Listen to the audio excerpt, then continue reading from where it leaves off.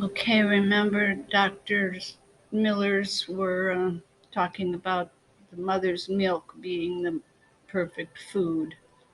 So, of course, when children are bottle fed um, dairy, there are psychological feelings of separation, fear, and anxiety with repercussions into later life.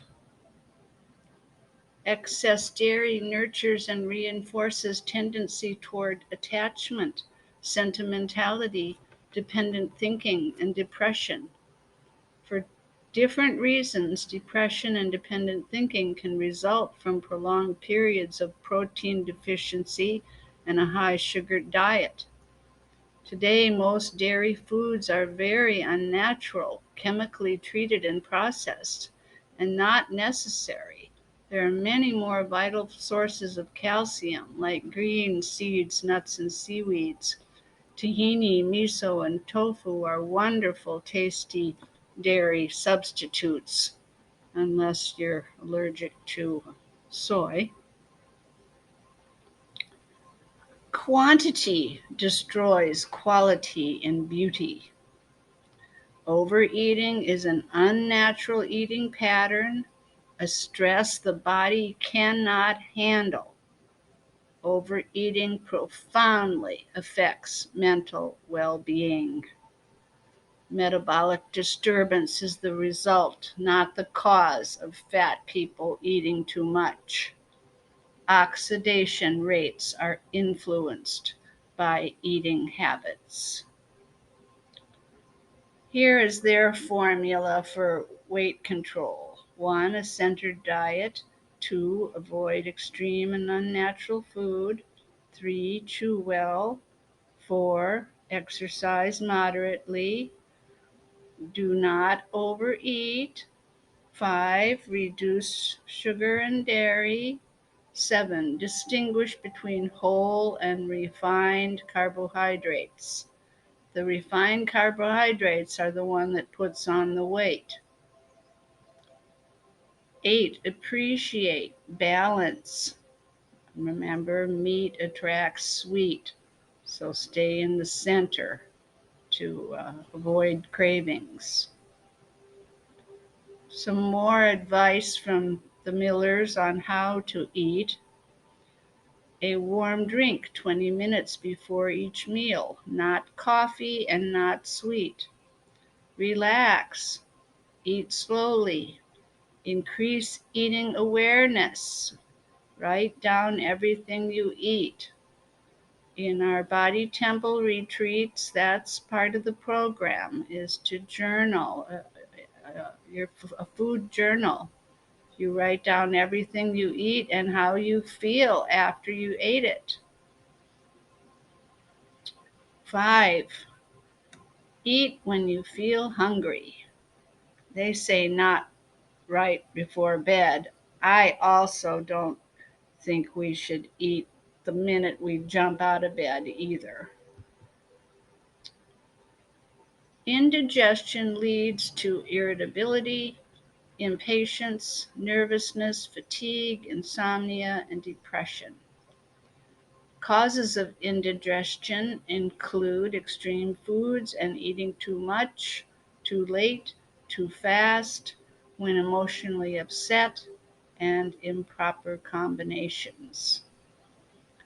So let's look at what they say about sexual disorders.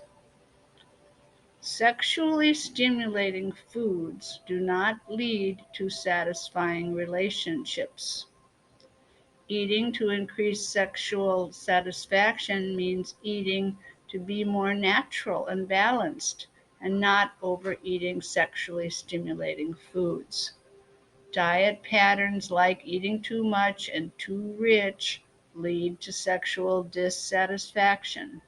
Extreme foods lead to strong urges and strange ideas, not pleasurable. Any extreme is taxing, unbalancing, and not satisfying. If experiencing decreased sexuality, alter your diet more towards the center. Animal and synthetic hormones are transmitted to the meat eater from the meat. The effect of these steroids on sexuality and weight have been ignored and cannot go on being ignored. Eating too much and too rich suppresses satisfying social and sexual relations. Junk food is the food of the learning problem generation. Learning problems affect 1/3 of all U.S. school children. Diet is one of the factors accounting for the increase in educational problems today. Typically ignored, the unnatural junk food diet contributes to emotional, disciplinary, and learning problems. Most experts advise treatment based on chemotherapy and usually stimulants. The Millers suggest marked reduction in all extreme and unnatural food. No magic diet can eliminate brain damage or severe retardation, but dietary change can increase performance and socialization. Limit all refined carbohydrates, chemical additives, and dairy. For all kinds of behavioral and emotional disturbances in kids and adults, a change of diet is the first step towards sanity. From conception to age 5 is the most critical. Just a few days of a pregnant mom's chaotic eating, drinking, and drug taking can profoundly affect the fetus and on into adult behavior. Food-induced emotional reactions, cerebral food allergies, demonstrate clearly the link between food and behavior. The most reactive foods are extreme, disintegrating, or unnatural. Foods become hypersensitive to chemically treated and refined foods. Let me restate that. The most reactive foods are extreme, disintegrating, or unnatural. People become hypersensitive to chemically treated and refined foods, or foods that have been abused in the past. Whole foods gradually eliminate the problem, even with young people. There are some cases of people reacting to natural foods, especially wheat, corn, nuts, and seeds. Some allergists suggest sensitivity to cereal grains may be a major cause of mental illness. Tests are needed to confirm food-induced emotional reactions.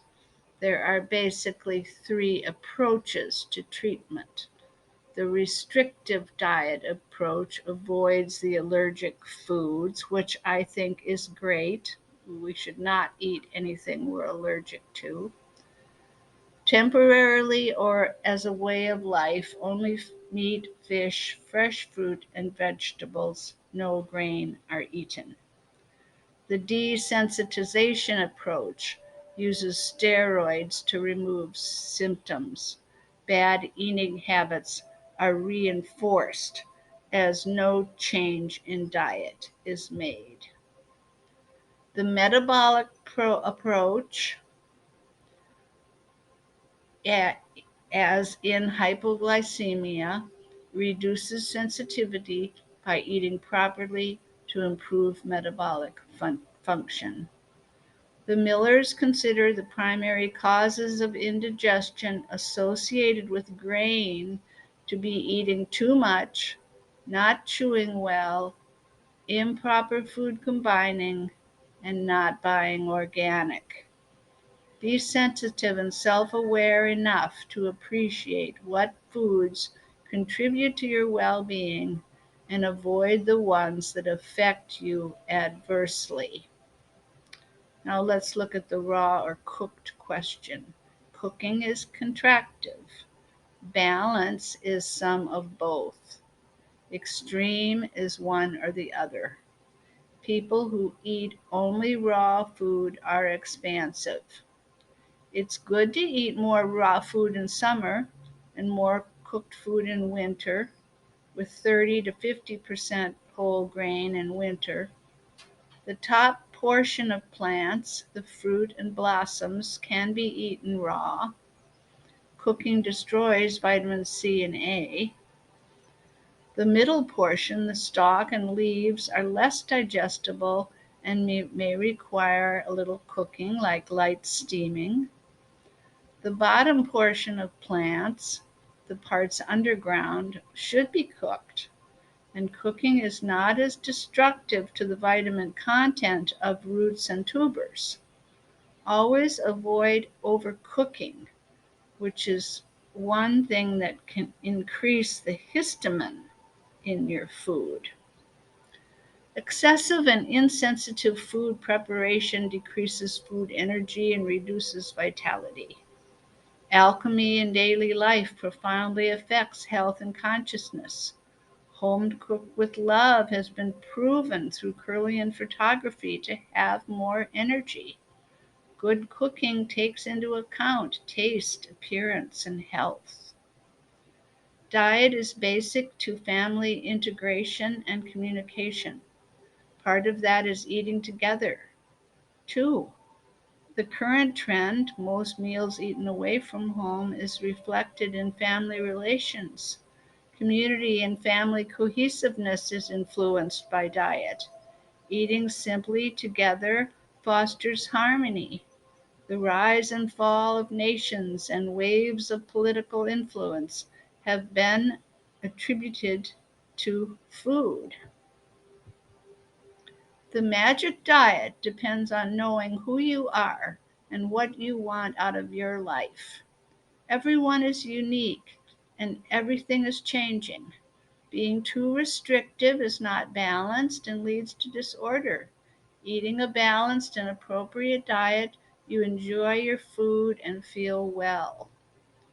Along with these sane diet principles, the Millers also recommend these basic factors to improve your mental health. Be mentally and physically active. Relax effectively. Have a positive attitude and direction. Be able to enjoy and learn from life.